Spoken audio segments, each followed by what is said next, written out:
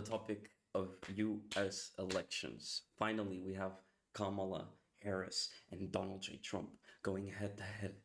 Oh my God, what is gonna happen? This is so crazy. The difference is by 1 or 2%. I'm just very thankful, that this is finally over, whoever it is, right? And regardless if it's Kamala or Trump, life will continue. Life will go on, okay?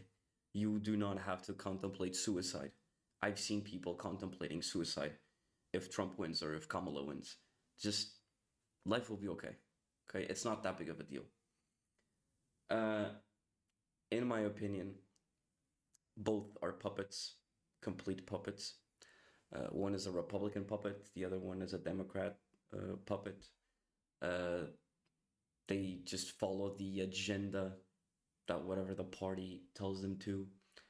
Um, I personally hate Kamala just for the fact that she is terribly unlikable. I think she's horrible as a political speaker. I think she she couldn't sell me a cup of water in the desert, basically. She is something else. The accents, the laughs, the fake laughs, the fake accents, the the continuous rhetoric of she is the savior and she doing it for the American people and talking about the background and this and this and this. I don't know. It's just I'm not a big fan. However, uh, Trump, on the other hand, uh, is definitely it's literally nothing like 2016. Absolutely not. It's a completely different candidate. It's very different from 2020. Very different.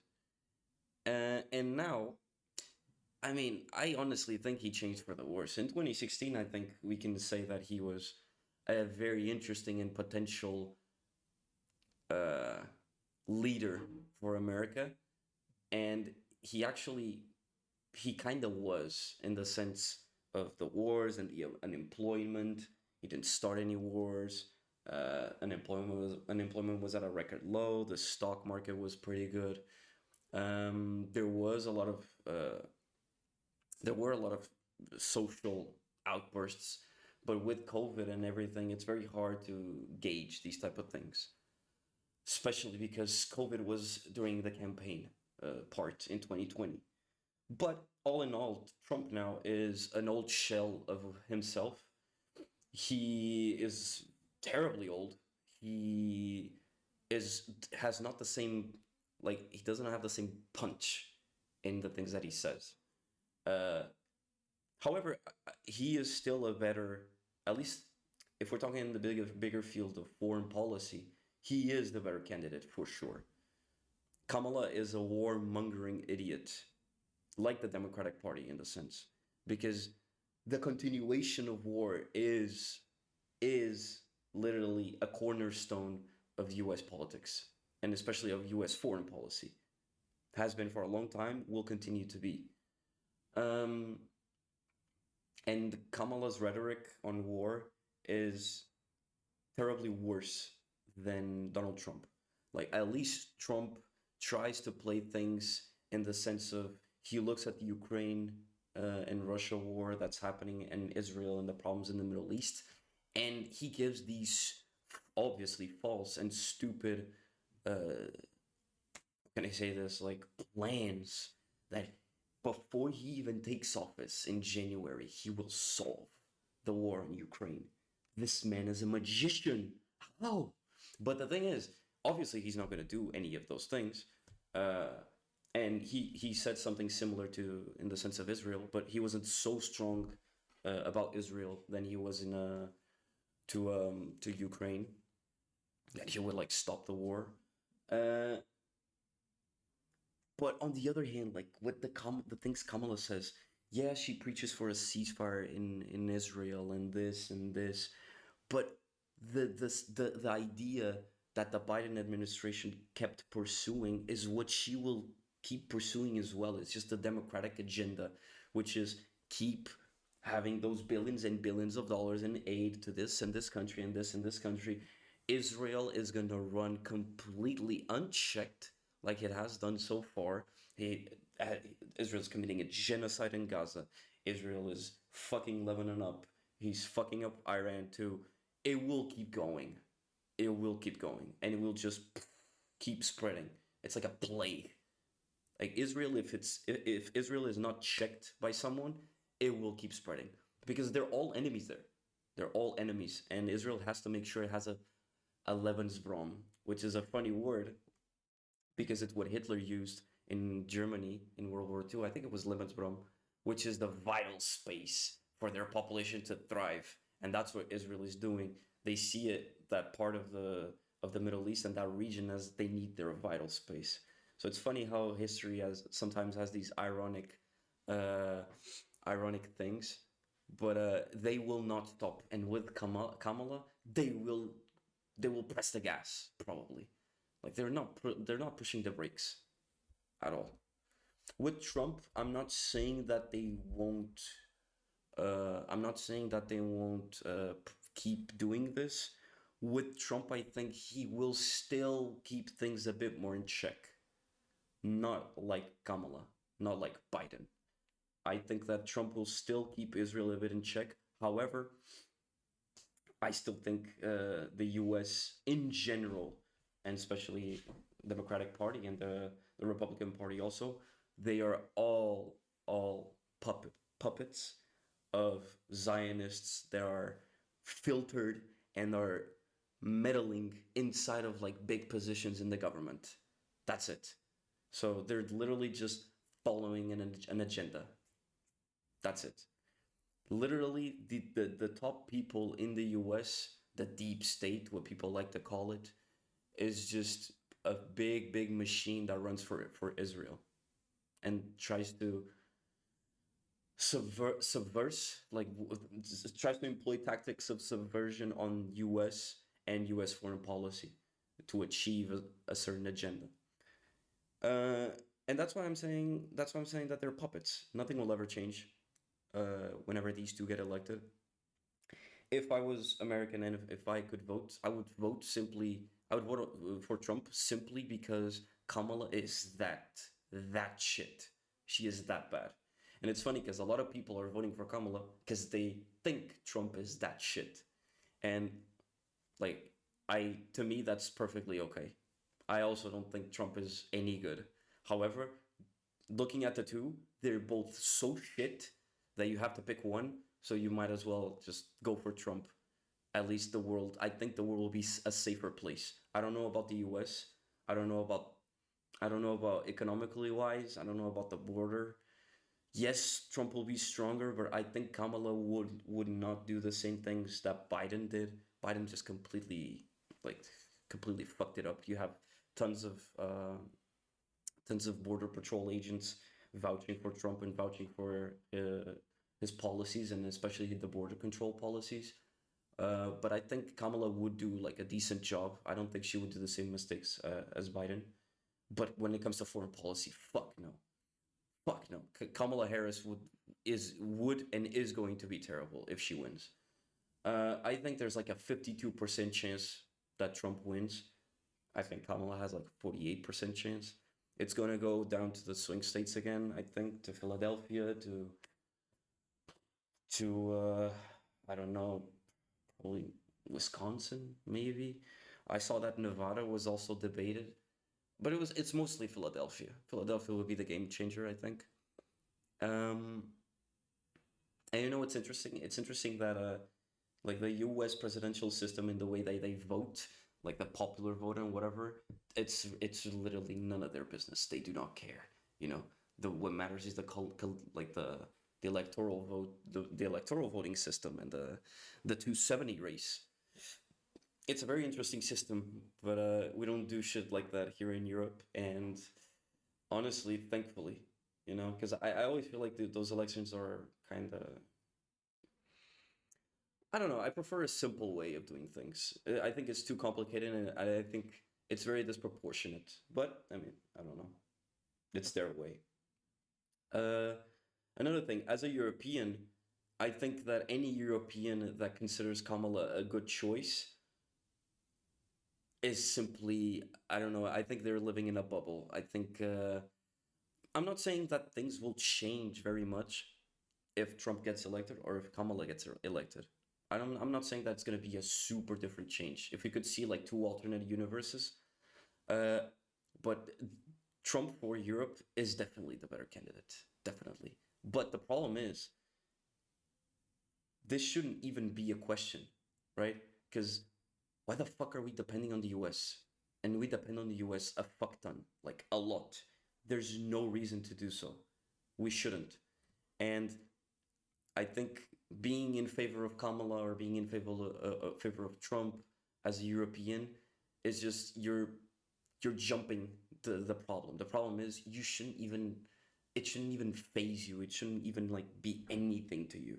Anything at all. It should be none of your business. That's it's happening over there. Of course, what happens over there matters over here. Yes, but the more that you build this European um, identity, right, throughout the European with the European Union, throughout major types of nationalism, whatever the case may be. If you want to push it through uh, a union, or if you want to push it for the sovereignty of states, in this case, particularly the European states, you need to take care of yourself. You cannot be dependent on America at all. You can't. They showed time and time again that they do not care about us Europeans. So we should not care about them that much. Okay? That's all I'm saying. And we are literally just waiting for them to solve the Ukraine thing. The Ukraine war is literally just Europe being so filled with cowards, and it's such a bad way of pushing for diplomacy and pushing for foreign policy. And there's so many cowards in this continent that we're waiting for the US to do anything or to do something. And we're also waiting that we are so engaged in the US elections to solve that issue too. Like we have to live in this American bubble or American perspective that we need to keep up with whatever Trump's doing. We need to see the elections. What did Kamala say in that rally and this rally and this and this? Just because they need to handle our business or our things. Russia is right over there. Ukraine is right over there. They're an ocean away. If Russia takes Ukraine, which I think eventually it will, if nothing happens, if a ceasefire is not like achieved, where do you think Russia is going afterwards? If they want to, nobody stopped them from going into Ukraine. Where do you think Russia can go to? They're not going to America. They're not crossing Alaska. They're not invading China. They're not going to India. They're not pushing to Turkey. They will go throughout Europe if they want to. I'm not saying they will, but if they want to, they will, because we just proved in 2022 that they can do whatever they want, and we won't do shit about it. And we can give them sanctions. We can do this. We can do that. But and they just it's what happens in a war. And Russia is such a very well-oiled war machine, but not in the technical term, more in the land mass and in the human term. Okay, if you want to talk technically, you can talk about the US because of their aircraft carriers and this and drones and missile launchers, whatever. Yes, but if you want to talk about pure men and just pushing people into a meat grinder, Russia's great. Russia's amazing. It would be the same thing that China would do, most likely. So yeah, like Europeans kind of piss me off because we keep waiting and we keep waiting, and the only thing that's kind of making us all live peace and quiet and all be nice is because we're in NATO, most of us. And if they attack a NATO country, we all attack them. But who is we all attack them? It's the US. It's not my country. It's not Portugal that's gonna go save Ukraine because we're in NATO.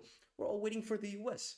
So there's a lot of stake in this election, but Americans trying to vouch for Kamala Harris like she would be the savior, she would handle a good foreign policy in Europe, you're terribly mistaken.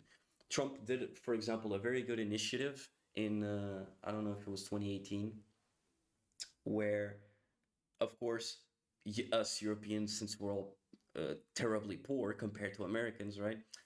We weren't paying our budget in NATO, uh, and Trump just, it was an easy conversation. Maybe in the news it was something big, but in the conversation in the meeting itself, it was pretty easy. He just said, you either pay your share or you leave, or we leave.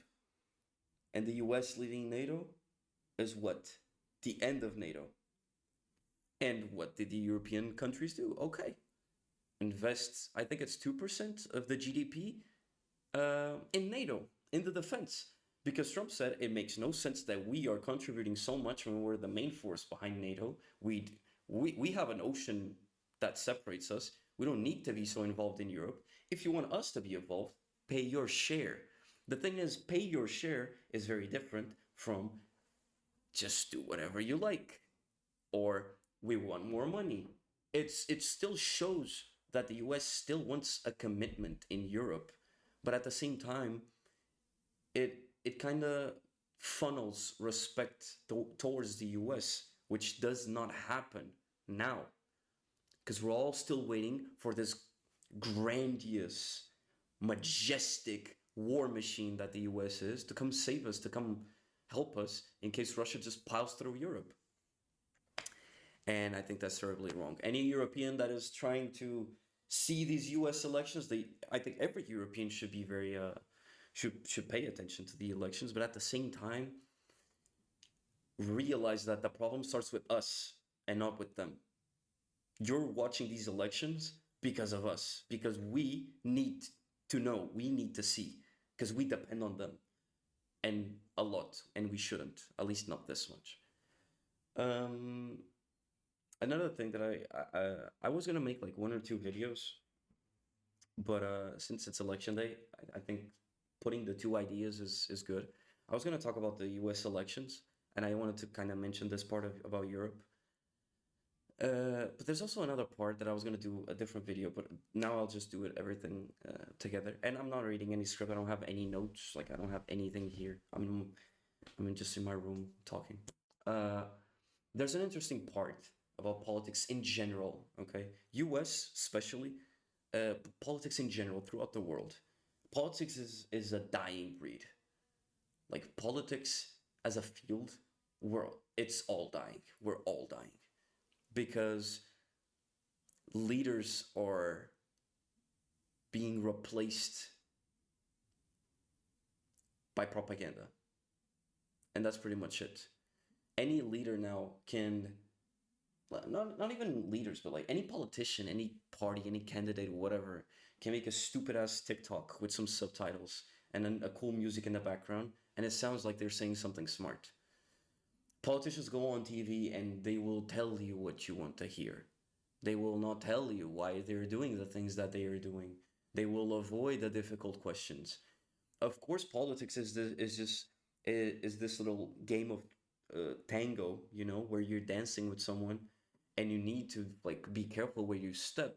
Yes, it is a game of mischief and backstabbing and uh, I mean, like fakeness, I guess. Yes, that's true. But the leaders that exist nowadays, the politicians, the strong politicians, the most outspoken politicians, they are all horrible. They're either right wing copies of each other, and they're all the same. They preach the same thing, and they all spew out the same bullshit. Or if they're more left leaning, they are literally all the same.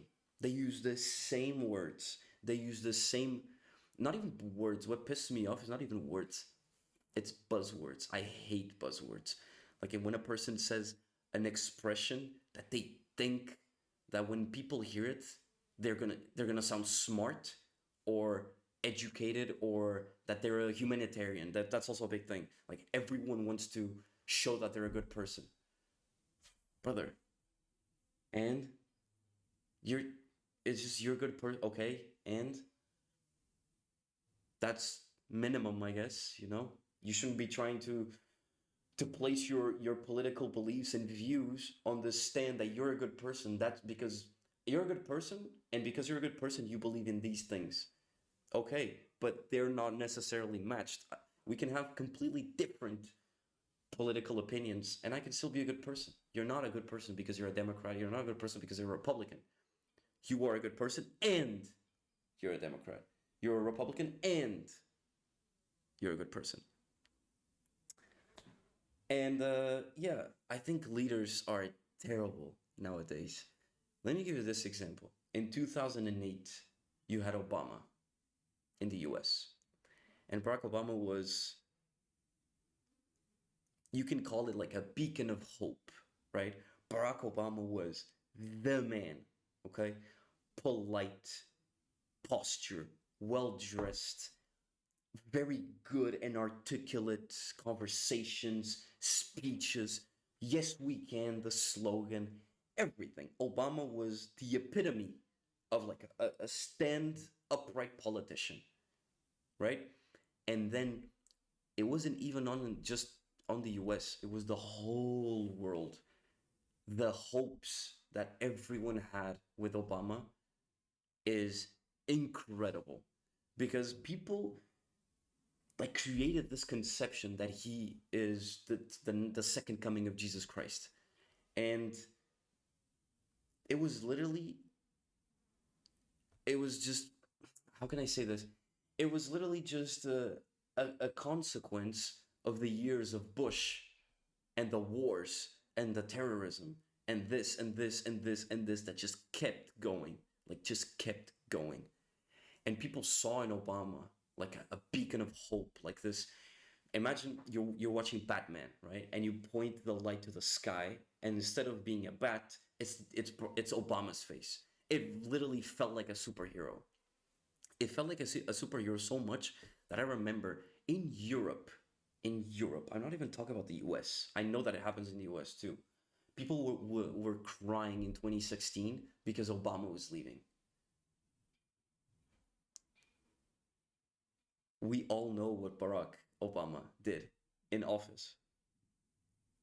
We all know how many civilians were killed in the Obama administration. We know the wars that were fought. He was an average president. And depending on the perspective and depending on the things that you want to see and check, he was not very good. Maybe below average. But people were so infatuated with him because of the way he spoke, because of his skin color was also a big, big factor. I'm not saying he won because he's black, but it was a day and night change from Bush. Bush, this neocon, fucking golfing Republican, like a proper cowboy, right? And then you have Obama that comes from uh, a humble-ish upbringing, but then is educated, is polite, is just very charismatic, nice face, clean shave, good suits, fitted suits, nice. The probably one of the best slogans ever. Like yes, we can. And then the funny part is, yeah, he did 2 terms, but he was not good. He was not good at all. At all. But people still had the image of him. Okay, at that time, maybe like from 2018 to 2016, maybe information doesn't go around as much now, especially since X and Twitter now are like big, big, big news outlets. They still were at the time, but they were more for like teenage girls posting what they thought was cool. It still is, but I mean, now X is kind of like everywhere. It's like I like to think of Twitter or X now as let's imagine we're in a city, like a huge city with everyone in the world, and X is literally the town square where you have people with megaphones saying shit. That's it.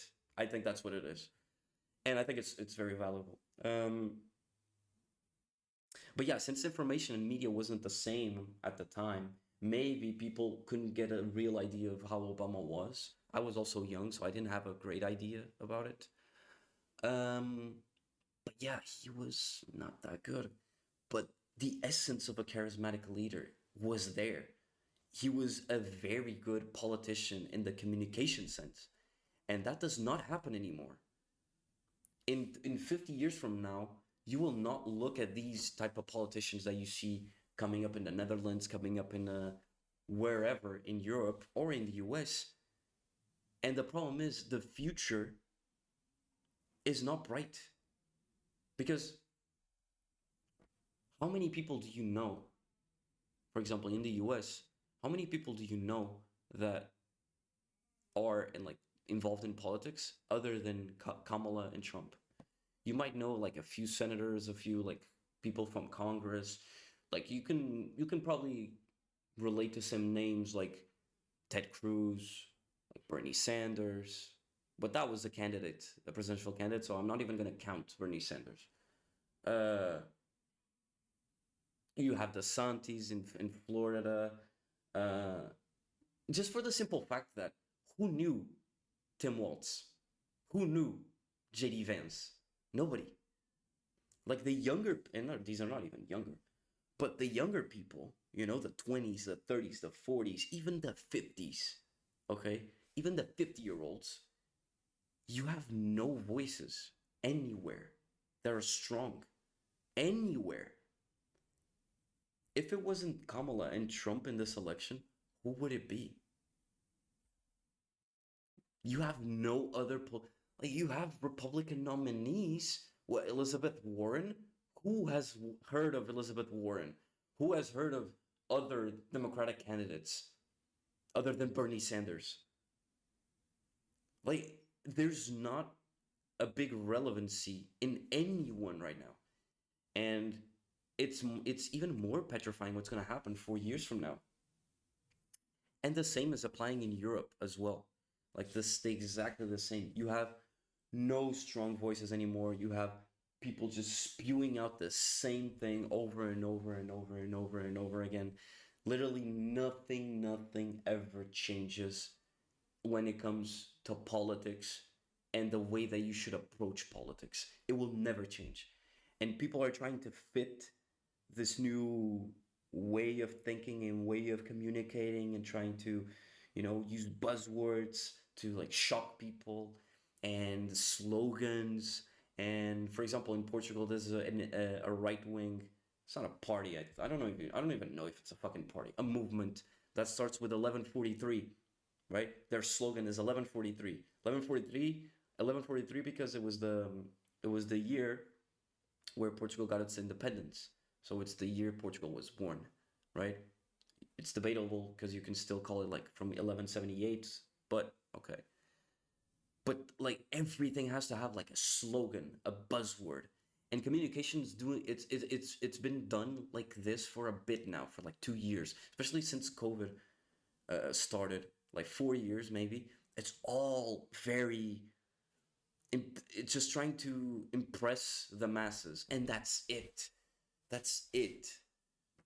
And it's honestly, it's sad because I don't think I don't think like 20 years from now, if I have kids, I can tell them, like there was this politician and this and there's and this and this and this. That was I'll probably talk about Obama. I'll talk about Obama if I want to give a reference to what a politician should be on the physical side and on the posture side. But you don't have a captivating leader that is not, in the end, selling out. And that's a big problem. They're all sellouts, they're all puppets, they're all just living inside of this web, and they're all easily replaceable. Like they're all saying the same thing. If you want to take out, I don't know, a major politician in Germany, like an extreme right wing politician in Germany, if you want to take him out, he will have a replacement the next week. Not the next day because they will mourn him, but the next week. A guy that looks exactly like him will say the same things more intensely. There's no people right now in politics that you can genuinely say that they are making something that you haven't seen before. You can't. And another thing that's kind of fucking kind of kind of pissing me off is everyone is involved in politics now. Everyone, especially if you have money. Like the Elon Musk thing, I like the fact that he's trying to be involved, but he's taking it way too deep, like way too much. He's doing way too much. I get it that he's concerned, but like brother, he looks unemployed. He talks like he's unemployed. He tweets like he's unemployed, like he doesn't do anything all day. And it's funny because these media stars and people in social media and influencers or whatever, everyone has something to say now. Everyone. It is exhausting. Exhausting. People can't just focus on their art and that's it. Like if you're a singer, right? Why are you posting rallies of Kamala, right? If you're an influencer, for example, Jake Paul, why are you doing I think it was 18 minutes or 12 minutes or whatever it was, or 8 minutes video explaining why you're endorsing Trump? Like, what are you doing? People that follow you are 14-year-olds. Why are you explaining? You don't know what the border crisis is. Jesus. You don't know what the border crisis is. You don't know how to handle an economy. You don't know the things that you're talking about. Why are you trying to win people to the side? If you want to make a post, if you want to make a story or whatever, and saying, because I got asked so many times, of course they didn't. Because like people keep asking me, I'm gonna say like I'm voting for Trump this election. Okay, you want to do a story like this, or you do want to do a post like this? Fine, do it. That's perfect. You know, like if you want to be involved, I don't think you should, but if you want to be that involved, if you want to have a say, just do it like this. But reposting videos of rallies, recording yourself saying Kamala or saying like Trump and putting a hat, brother, why? Why? You do not know politics. You're not even involved in politics. You know nothing. You know the person and you know the memes and you choose a politician. And then you have stupid ass motherfuckers that are going to listen to you. Don't. Just don't. Please. Just be smart about it. Do a little post. You can talk that you're going to vote for this person or this person if you feel like it. But don't do it that deep. Don't push it so far. Nobody cares. And you are uneducated. You cannot be talking about these things because, I mean, you can talk about whatever you want. Free speech, of course. But just, I think you're just being stupid. You're just, leave it to the people that actually know what they're doing. Leave it to a good journalist. Leave it to, for example, a good journalist or a good like political commentator. Leave it to a good one to make an interview, a podcast episode, whatever it is, explaining things, or a thread on Twitter explaining, for example, the two different viewpoints of the different parties, Republican and the Democratic Party, on, for example, border control, on economy, on Medicaid, on whatever, healthcare, women's sports, trans sports, whatever. Have let people that can show you, instead of trying to like compel your audience to do something, let the professionals put everything on the table, let people read what the professionals write, and let people decide for themselves. That's it. Get like actual and accurate factual information from a candidate on a certain topic, from the other candidate on a certain topic, give it to the people and the people decide. You don't need Jake Paul with a busted ass eye or whatever with this long ass beard sitting and preaching to me about why he's voting for Trump and explaining to me that Trump is better. Brother, what do you know about politics? Nothing. Shut up. Be quiet. Box. Okay, just box. You can throw some punches, so just box. Stick to it. You want to say that you're gonna vote? Do it. If you want to take a pic, like on Instagram and do it like this with a little pin saying I voted with the American flag, do it. That's fine. Perfect. But don't put yourself in a position where you're not educated enough to tell people what they should or should not do. What you should tell people is get informed. This is my decision based on the things that I know. Get informed. Don't inform them. Don't inform them because that's not your job. That's not your place. You can't. You don't know what you're doing. You do not know. Um, but yeah, I mean, it's just interesting. I see a lot of posts on Twitter, especially these big influencers trying to preach over something that they have no idea on. Uh, it's interesting. Um, Also, in this election, next week will be the same. Today is Tuesday, the 5th. Next week will be exactly the same. You will still wake up on Tuesday to go to work, to study, to go to the gym, whatever. It will not change, regardless of who wins. And I think a good way to finish this off, because it's been half an hour now, and I've just been ranting. I think a good way to finish this off is with a message of hope, right? And that I wish that people can, and people are getting more and more aware of this. Just try to see that politics is a game of charades. Okay, it is literally a game of charades. Nothing that you see is true. Everything happens in the backstage. There is literally nothing that a politician will say to your face that is true, that he really feels. Nothing. Just keep this in mind, okay? And see what is written, see what they do, and see the actions. Don't listen to the words themselves. If you follow the words, you're not going anywhere. But if you follow the actions, and more importantly, if you follow the money, you will know. You will understand the why, you will understand the how, and you will understand who's actually in control. And you will see that they're nothing but puppets. They're just puppets. That's it. Um, and if the more that you do this, do these things and do this and just keep try to keep track of politicians' actions instead of their words, and don't fall for buzzwords, don't fall for any of those things, you can try to still get a bigger sense of what's going on and what a politician can or cannot, can or is not defending.